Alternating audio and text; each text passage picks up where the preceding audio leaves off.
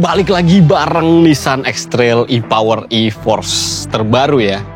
Jadi sebelumnya gue udah pernah nge-review mobil ini, static review aja gitu ya, nggak dicobain berkendara. Dan sekarang kita bisa lihat ya, mobilnya ada di luar. Artinya di video kali ini gue bakalan banyaknya itu ngebahas sensasi berkendaranya, apakah enak apa enggak, nyaman atau enggak gitu ya. Tapi sebelum itu jangan lupa subscribe dulu ya. Akun gue baru punya mobil, kalian juga bisa ke TikTok dan Instagram gue juga ya untuk video-video yang versi pendeknya. Nah, gue remind dulu ada apa aja sih di mobil ini sebelum kita pakai jalan ya. Jadi yang pertama dari sisi harga. Harganya nggak murah sebenarnya, mahal bahkan kata gue ya. 790 juta. Gue udah berharap sebenarnya tadinya ini tuh gue bisa beli gitu ya. Tapi kalau 790 juta saya tidak sanggup gitu ya. Tapi kalian harus nonton ini sampai akhir karena menurut gue walaupun harganya mahal, tapi dengan sensasi berkendara dan fiturnya itu sangat-sangat masuk akal. Bayangin yang pertama, gue ingetin bahwa dia ini hybrid, jadi e-Power, teknologi hybridnya Nissan. Hybridnya tuh dia serial. Bayangin dia pakai 2 motor listrik, bukan 1. Jadi udah mas serial, nanti harusnya sensasi berkendaranya itu berarti sening gitu ya, torsinya instan. Yang kedua, dia motor listriknya 2, artinya dia udah all-wheel drive. Nissan nyebutnya teknologinya adalah e-Force gitu ya. Jadi semua rodanya ini bisa punya traksi dan tenaga yang berbeda kayak gitu. Karena motornya kan ada depan belakang tuh. Jadi kalau misalnya lagi belokan atau lagi tanjakan, curam segala macam ada yang kelebihan atau kekurangan traksi, dia sudah otomatis. Nanti kita juga bakalan cobain. Nah, mesinnya sebenarnya tuh yang gokil adalah karena dia torsinya itu nyampe 330 Nm. Nah, kalau gabungan antara motor listriknya gitu ya, itu bisa sampai 500-an Nm. Gila sih menurut gue ya. Tenaganya itu sekitar 200-an PS. Kalau gabungan kayaknya sekitar 300-an. Jadi harusnya ini tenaganya juga enak banget ya. Nanti kita cobain. Desainnya jujur menurut gue nih, lampu-lampunya ini kebagi jadi 2 ya. Jadi ada DRL sama lampu sen, kemudian di sini ada headlampnya, ada fog lamp lagi di bawah, di sini juga ada air scoop di samping. Istilahnya apa ya, kalau air scoop di tengah ya, ini udah beneran bolong gitu ya, buat biasanya sih buat rem ya, ngedinginin rem. Oh enggak ding, kayaknya ini aerodinamik aja. Jadi lampu-lampu semua udah teknologi udah bagus, udah LED, kemudian desainnya juga menurut gue ini kece banget sih. Jadi simple tapi gahalnya tuh dapet gitu ya, X-Trail gitu loh. Kalau misalnya kita lihat ke samping, oh dia juga udah ada ADAS-nya ya. Nanti kita bakalan cobain ADAS-nya juga. Terus udah ada panoramic sunroof-nya. Nah, terus kalau misalnya ke samping nih, dia juga udah ada kamera di bagian sampingnya. Karena dia ada teknologi multi around view-nya.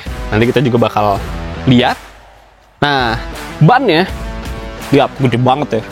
Dia profilnya juga pakai yang 235/55 ring 19 dari Hankook bannya. Jadi gede banget ring 19 ya, cocok lah mobil gahar. Di bawahnya juga nih ada cladding hitam, tambahan-tambahan tuh. Ground clearance-nya tinggi. Jadi emang SUV sejati, dan secara dimensi dia tuh panjang ya, tinggi, gede ya, karena ini medium crossover SUV, walaupun nggak yang setinggi leather frame ya SUV-nya, tapi jadinya dia 3 baris. Nah itu juga poin plus tuh gue ingetin. Poin plus dari mobil ini dia tetap 3 baris. Walaupun seperti di video sebelumnya ya, sebenarnya baris ketiganya bukan yang buat orang dewasa gitu, cuman buat anak-anak aja. Nah desain belakangnya ini tuh masih membawa legacy dari desain sebelumnya gitu ya. Bentuknya di sini ada V gitu ya ke samping, kemudian juga ya simpel aja sih sebenarnya gitu ya, tapi modern karena udah LED juga. Jadi udah kece. Ada logo e-Power-nya dan dia tuh udah power back door. Oh sorry, ada logo e-Force juga tadi ya, karena dia all wheel drive. Jadi makanya tadi gue bilang 790 juta, ya masuk akal banget. Kita belum nyobain sih mobil, nanti kita cobain ya. Tapi masuk akal banget. Terus mana nih tombolnya? Oh di bawah. Biasa di sini loh, di sini. Nah tuh, dia sudah power back door. Nah ini bagasinya kalau bagian baris ketiganya dilipat. Di bawahnya coba kita lihat. Oh dia nggak pakai ban serep ya. Jadi ada yang tire repair doang. Kayak gitu. Oke, kita masuk ke bagian dalam ya. Nah, jujur, ini tuh interiornya keren parah. Mungkin kalau di video itu kayak biasa aja ya, tapi tadi bagian luar pun kalau kita lihat langsung, menurut gue secara kualitas mobil ini bagus banget kayak gitu. Termasuk desainnya gitu ya. Jadi kalau misalnya kita ngomongin desain, di sini tuh masih ada kayak legacy apa namanya, panel-panel kayu khasnya medium crossover SUV gitu ya. Jadi kayak buat keluarga tuh masih dikasih kayak gitu. Lambang sporty juga ya buat datang ke hutan gitu ya. Di sini juga ada soft touch gede gitu ya. Termasuk di sininya banyak lah empuk-empuk. Joknya dia juga ini udah full kulit semuanya gitu ya. Depan maupun belakang headrest juga udah adjustable jelas ya. Dan bahkan di penumpang kedua aja dia udah elektrik pengaturannya. Lengkap banget sampai ke lumbar supportnya. Gila banget ya. Nah, terus yang gua notice lagi dari desainnya adalah dia tuh sudah shift by wire. Jadi udah teknologi hybrid gitu ya. Kemudian tuas transmisinya udah bukan model gerak lagi. Jadi udah electrical sehingga bagian sininya kosong. Tuh, sininya kosong. Jadi lega. Jadi naruh kompartemen yang lega lagi di bagian bawah nih buat naruh barang apapun, kayak muat gede banget tuh. Kosong. Karena tadi tuas transmisinya udah nggak kayak gitu. Ada wireless charger juga sini. Kita nyalain dulu mobilnya. Coba set. Wih, lihat animasinya nih. Tuh. Yang noticeable lagi, jelas kita bisa lihat dari head unitnya gitu ya. Head unitnya dia tuh panjang, gede banget, dan udah ada built-in navigation-nya. Bisa kita lihat sini. Tuh. Jadi bisa kita atur kita mau kemana. Dan ini tuh terintegrasi juga dengan MID-nya yang udah full digital dan gede juga. Tuh, lihat maps-nya bisa kita lihat di sini. Jadi, wah, gokil banget sih. Terus, gak cuma itu sebenarnya, tapi maps-nya itu terintegrasi juga dengan head-up display. Nanti pas lagi jalan kita cobain ya. Artinya, mobil itu punya 3 screen untuk pengemudi. Dimanjakan banget sih. Maksudnya, gua sebagai anak muda yang seneng banget mengemudi gitu ya, pakai ini tuh berasa banget ini mobil canggih parah gitu ya. Dan itu adalah ciri khasnya Nissan. Nissan tuh selalu bawa teknologi yang lebih maju dibandingkan kompetitornya. Makanya harganya biasanya mahal juga mobil-mobilnya. Bahkan sampai sekarang kayak Nissan nggak ngeluarin mobil murah gitu ya. Tuh. Terus AC-nya juga dia sudah triple zone. Jadi udah bukan dual zone lagi nih, kanan kiri udah beda. Tapi belakang juga bisa berbeda juga nih. Bahkan bisa diatur dari depan. Bisa diatur dari belakang juga. Kayak gitu. Jadi udah triple zone. Dan dia ngasih ini juga nih, heated seat juga, pemanas jok. Mungkin karena di Jepang kan ada apa namanya, salju, es dingin gitu ya. Makanya udah ada pemanas juga. Gua jujur aja, gua tuh nggak bisa dingin orangnya. Jadi gua salah satu yang suka pakai heated seat kayak gitu. Terus di sini ada colokan-colokan juga, USB Type C, Type A gitu ya. Jadi udah modern lah zaman sekarang. Ada untuk 12 volt juga di sini, dan ada wireless charger. Tuh lagi nyala ya. Gue lagi dinyala, lagi dicas. Dan itu wireless chargernya dia udah fast charging ya, 15 volt. Makanya kenceng, gak gimmick gitu ya.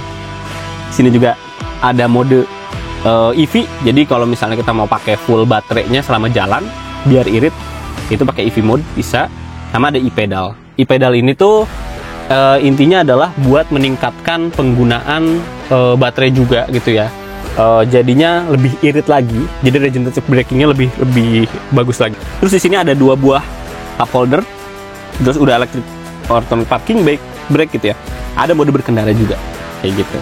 Ada yang auto, eco, sport, dan lain-lain. Dan ini tuh bener-bener kerasa perbedaannya gitu ya. Kalau misalnya kita pakai mode eco, dia akan lebih nahan RPM-nya, jadi nggak terlalu responsif gitu kan. Nanti kita akan cobain. Oh iya, ada kamera 360 juga ya, atau multi round view monitornya. Bisa dilihat dari macam-macam angle. Speakernya juga dia udah Bose.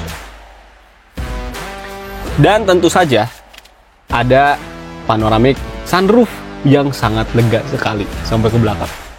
Gitu ya. Dan ini bisa dibuka. Coba kita buka ya. Tuh.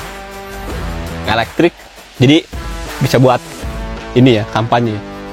Sini juga ada ininya, palang buat angin ya, gitu.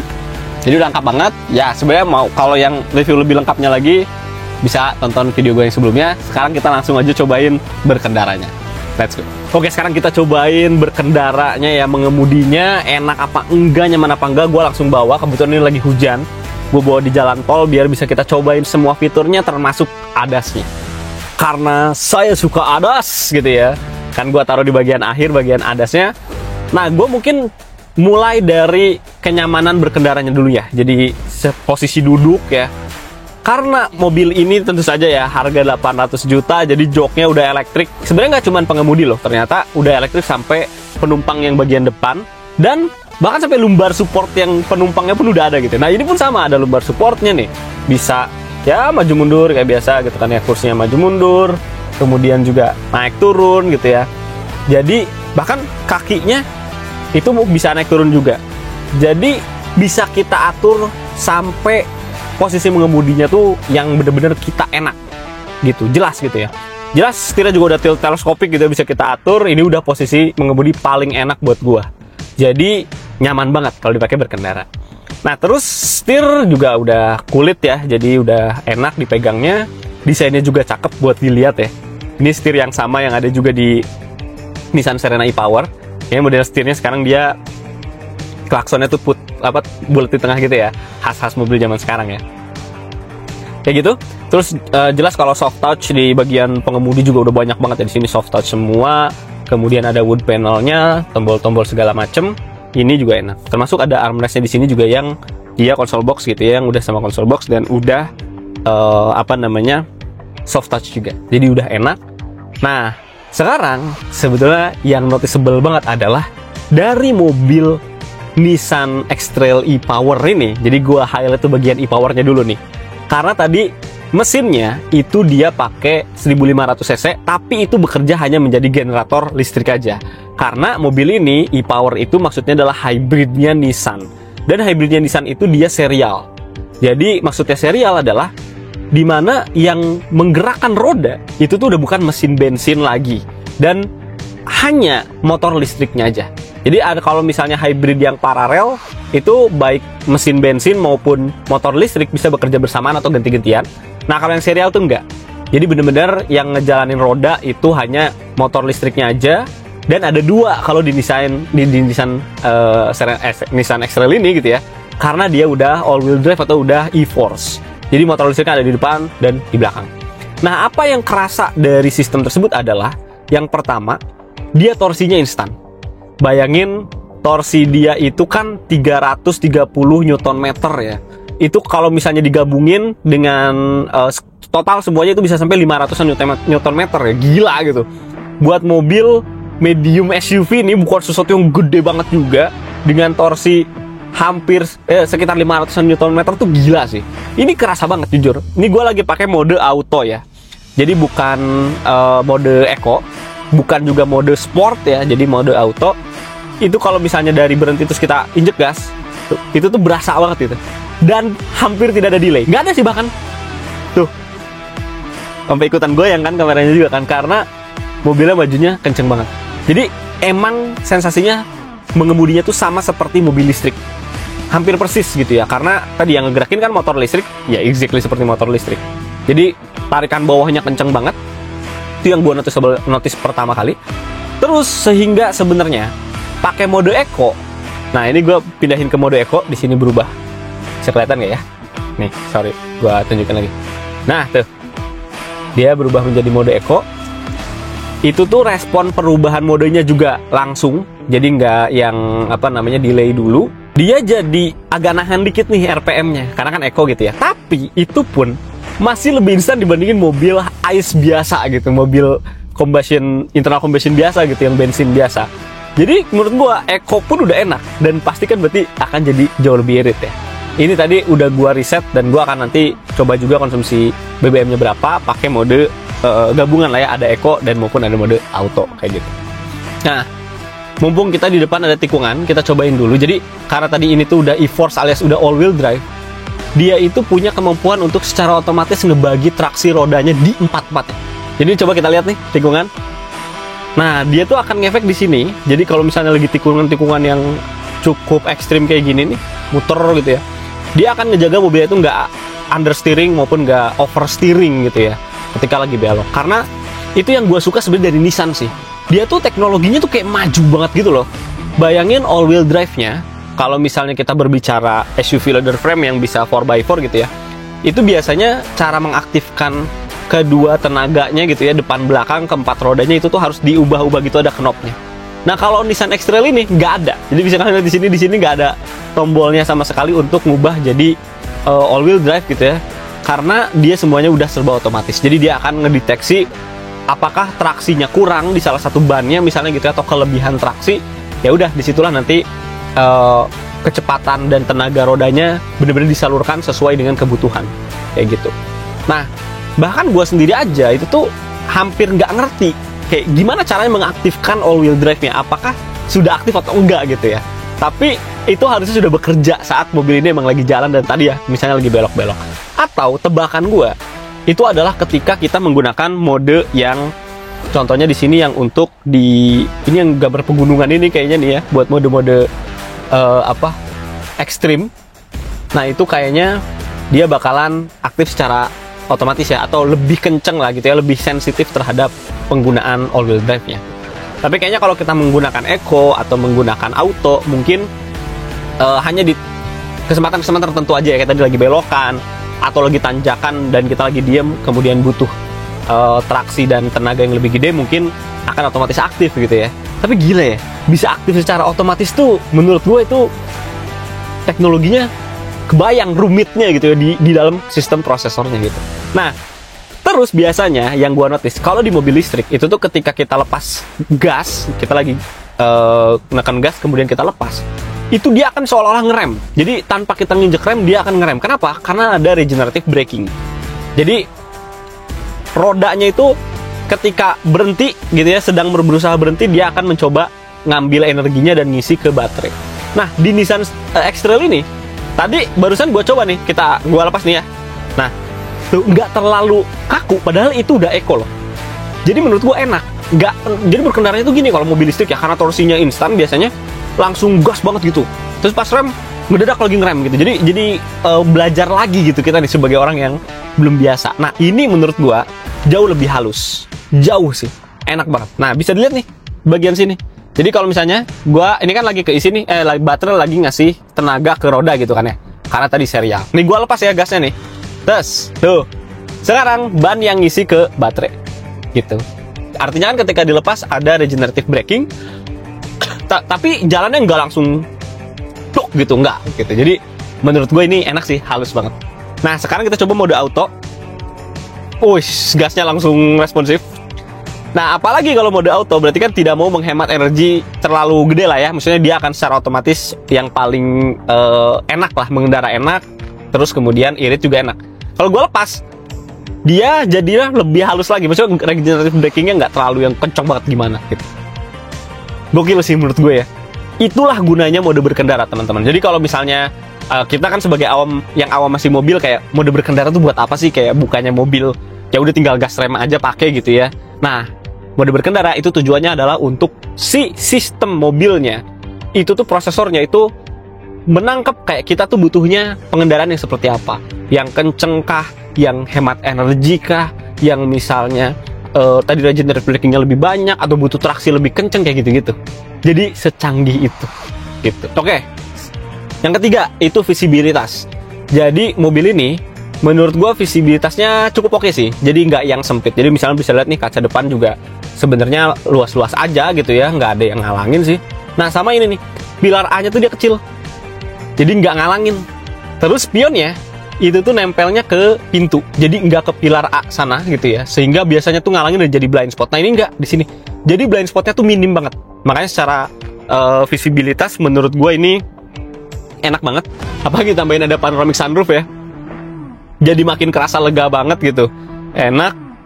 Sayangnya ini nggak bisa kita buka karena lagi gerimis. Terakhir yang keempat, belum terakhir deng, karena ada sebelum ya. Yang keempat dulu itu adalah bagian navigasi, head unit semuanya ya. Pokoknya yang berkaitan dengan entertainment dan navigasi. Yang pertama, dia punya built-in navigation. Jadi udah ada petanya nih tanpa kita pakai Apple CarPlay atau Android Auto. Padahal dia juga punya Apple CarPlay dan Android Auto. Jadi kita juga bisa koneksi ke situ ya, ke Apple CarPlay dan Android Autonya. Tapi sebenarnya nggak usah pun nggak apa-apa, karena dia udah ada built-in navigation-nya. Di sini gue lagi aktifin. Jadi di sini ada petanya, terus nanti di sini kalau kita butuh belok-belok gitu, nanti dia akan nunjukin beloknya di sini. Terus head unitnya kan panjang ya, bagus, cakep. Gue suka banget yang bentuknya panjang ini daripada yang kotak. Nah, nggak cuma itu guys, gokilnya mobil ini, yang gue bilang kayak Nissan tuh selalu bawa teknologi yang sangat canggih gitu ya. Yang gue suka adalah dia itu di bagian selain di bagian head unit nih, di bagian layar dia tuh ada navigasinya juga. Lihat, ada petanya loh. Gila loh. Ada petanya. Nah, terus selain dia ada di bagian MID gitu ya, jadi head unit MID, yang ketiga dia juga ada nanti di bagian head up display-nya. Nanti gue tunjukin yang lebih enak dilihat ya. Jadi menurut gue mobil ini tuh canggih parah sih, gila sih. Maksudnya kayaknya 10 tahun yang akan datang ini mobil akan kelihatan sebagai mobil yang sangat mahal gitu. 800 juta untuk semua sistem yang udah terintegrasi ini menurut gua gokil parah sih. Kacau. Oke, tadi udah ya, head unit gede, MID juga gede nih, full digital. Udah ada head up display yang juga informasinya banyak banget ya, sampai ke navigasi juga ada. Navigasi, lagu, ADAS itu bisa kita lihat semua di bagian head up display sama kecepatan. Nah, yang kelima, ADAS tentu saja. Karena mobil ini sudah dibekali dengan ADAS yang cukup lengkap gitu ya. Jadi yang pertama, dia udah ada forward collision mitigation ya. Jadi kalau misalnya hampir nabrak depan lah ya, itu akan otomatis ngerem mendadak. Kemudian termasuk juga ada blind spot warning yang ada di kaca spion. Jadi kalau mau belok itu bisa ada ngasih tahu lah ya kalau ada blind spot di bagian depan. Nah, terus udah ada lane departure warning juga. Kalau misalnya kita pindah-pindah jalur, dia akan ngasih warning. Dan ada adaptive cruise control. Jadi bisa kita lihat di bagian sini. Nah, ini saya bisa lihat dari head up display juga. Tapi di sini adaptive cruise controlnya. Kalau gue mau aktifin, set, nah itu jadi hijau. Kemudian di sini kecepatannya juga udah ada hijau-hijaunya. Bisa gue set untuk naikin, misalnya kayak gini. Nah, dia akan naik kecepatannya kayak gitu. Jadi udah ada, sebenarnya nyebutnya bukan adaptive cruise control ya, tapi intelligent cruise control. Kenapa? Karena dia akan otomatis ngegas dan ngerem kalau misalnya di depan itu ada kendaraan kayak gitu. Ini gue nggak nginjek ya, gas ya, kelihatan ya. Itu tuh bakalan otomatis menjaga kecepatan sesuai yang udah kita set. Misalnya di sini 71 km per jam. Nah, kemudian kalau misalnya di depan ada mobil, dia akan ngerem sendiri gitu ya. Sayangnya lagi nggak ada sih. Jadi ngeremnya sendiri, dan ini gue udah coba, aku kan tuh cobain nih. Susah deh, terlalu kenceng, sambil direkam agak ngeri juga ya. Tapi tadi gue udah cobain, dan dia tuh menurut gue halus banget. Mungkin karena udah teknologi yang lebih baru gitu ya, yang lebih zaman sekarang. Jadi intelligent cruise controlnya tuh udah halus banget, enak gitu ya, ngerem maupun akselerasinya, akselerasinya tuh masih enak lah. Nggak yang kayak baru belajar mobil gitu, duk gitu ya. Tapi menurut gua sayangnya cuma satu dari ADAS-nya mobil ini. Karena gua pecinta ADAS dan kemanapun gua selalu menggunakan ADAS, jadi gua sangat notice apa yang kurang, yaitu adalah nggak ada lane following assist-nya gitu. Setirnya itu nggak bisa otomatis, jadi gas rem udah otomatis nih. Sayang aja jadi kurang lengkap, setirnya nggak bisa otomatis. Sedangkan kalau di Serena e-Power itu udah ProPilot, udah setirnya juga udah otomatis gitu. Jadi kurang satu aja menurut gua. Sehingga walaupun udah pakai intelligent cruise control, gue tetap harus pegang setirnya. Karena jalanan di depan nih kayak gini nih, ini kan pasti belok sedikit-sedikit ya. Nggak yang lurus doang gitu, jalanan full lurus tuh nggak ada gitu. Itu doang kekurangannya. Oke, sekarang kita cobain baris keduanya langsung sambil jalan ya. Jadi biar kerasa seberapa nyaman dan praktis gitu ya mobil ini. Mungkin gue mulai dari ruang-ruang dulu. Jadi bisa dilihat sebenarnya mobil ini tuh karena emang medium SUV crossover gitu ya. Itu ruangnya tuh lega gitu karena punya bodi yang gede ya. Legroom ini lega banget nih. Bayangin sama pengemudi depan. Terus headroomnya juga lega karena di sini juga ada panoramic sunroof yang gede gitu ya. Jadi kesan leganya makin kena gitu ya. Dan yang gue suka sebenarnya adalah karena mobil ini tuh bukan mobil, maksudnya semua tuh sekarang bergeraknya seolah-olah interior tuh harus sporty gitu ya mobilnya. Nah, tapi kalau menurut gua, X-Trail ini tuh walaupun SUV sporty gitu ya, tapi kebutuhannya tuh buat keluarga. Makanya dia tuh warna interiornya menurut gua masih pakai warna yang beige gini, ada coklat tuanya, menurut gua lebih cocok gitu. Sedangkan mobil-mobil SUV crossover yang kecil, compact gitu ya, buat perkotaan gitu-gitu, oke lah kalau dibikin sporty. Nah ini makanya gue malah lebih suka. Makanya ini juga bikin kesannya jadi lega, kayak gitu. Jadi kelegaan udah dapet, kemudian juga kenyamanannya jelas. Ini kursinya udah semuanya kulit ya. Ada pengaturan headrestnya juga, jadi bisa disesuaikan buat kepala kita. Dan yang bagian tengah ini bisa berlaku juga buat cup holder ya, bagian kedua. Di sini juga ada buat naruh HP kayaknya. Jadi cup holder itu gede banget Pak. Ya, armrestnya tuh gede banget ya. Empuk. Cuman memang kalau yang tipe kayak gini jadinya belakangnya bolong gitu ya. Karena dia nyatu dengan yang bagian tengahnya kayak gitu. Terus buat suspensi nih di baris kedua, jelas yang paling enak pasti di baris kedua ya. Karena di bagian paling tengah dari mobil gitu. Jadi nggak deket sama roda depan, nggak deket sama roda belakang juga. Jadi kalau ada benturan naik turun kan nggak begitu kerasa ya kalau di bagian tengah. Jadi center of gravity-nya banget gitu. Jadi enak banget gitu. Dan ini tuh bukan lawannya Pajero Fortuner. Jadi kadang ada yang suka salah sangka ya, karena harganya udah mirip-mirip sama Pajero Fortuner, sehingga apakah mendingin beli Pajero Fortuner atau si RV X-Trail. Padahal si RV X-Trail ini dua entitas yang berbeda nih sama SUV leather frame. Nah, karena yang ini bukan leather frame, makanya buat keluarga tuh sebenarnya malah lebih nyaman jauh, karena nggak terlalu limbung gitu. Jadi enak banget. Gimana ya? Kalau dibilang empuk banget juga bukan yang empuk banget, jadi nggak terlalu mambal-mambal gitu ya. Tapi dia ngikut gitu. Jadi kita nggak, ini dari tadi gue nggak sampai loncat-loncat gitu kan. Dan juga kalau misalnya goyang-goyang ya nggak goyang-goyang gitu, jadi enak banget. Atau kalau Om Fitra bilangnya bantingan dewasa kali ya, itu kali ya maksudnya dari bantingan dewasa. Nah terus bunyi suara gitu ya, kedapan di sini kita lagi di dalam kota, bisa dilihat juga banyak mobil ya dari tadi lewat-lewat. Tapi so far nggak ada suara bising yang masuk, jadi kekedapan oke. Walaupun bukan yang kedak banget gimana kayak mobil-mobil mewah ya, nggak juga gitu ya. Karena kalau ada motor yang knalpot bronze tetap kedengeran masuk ke dalam gitu ya. Cuman road noise, kemudian juga suara mesin, nah karena dia tuh e-power lagi-lagi gitu ya, maka suara mesin tuh hampir nggak kedengeran sama sekali. Nggak ada bahkan kayaknya deh. Gue mengemudi di depan, apalagi di tengah gitu ya, jauh dari mesin, itu nggak ada suara mesin sama sekali. Ini mobil gue kan HR-V ya. Nyobain kesini tuh beda banget. Jadi padahal gue baru pakai mobilnya sebentar gitu ya. Pas balik ke HR-V itu road noise-nya langsung kerasa parah gitu. Jadi cukup bandingannya cukup kuat lah gitu ya, bahwa mobil ini kedepannya oke. Gitu. Nah sekarang kita ke bagian apa aja yang bisa kita lakuin di baris kedua. Selain tadi kita udah lihat gitu ya, bisa naruh botol. Di sini ada cup holder. Di sini juga ada cup holder lagi bagian bawah. Jadi kita bisa naruh satu lagi. Nggak bisa dua sih kayaknya ini. Kemudian di sini ada sedikit pocket. Ini untuk naruh receh atau barang-barang kecil aja sih. Nah terus dia di sini udah ini ya soft touch. Jadi bagus juga nih jahitannya. Ini juga udah soft touch sampai sini.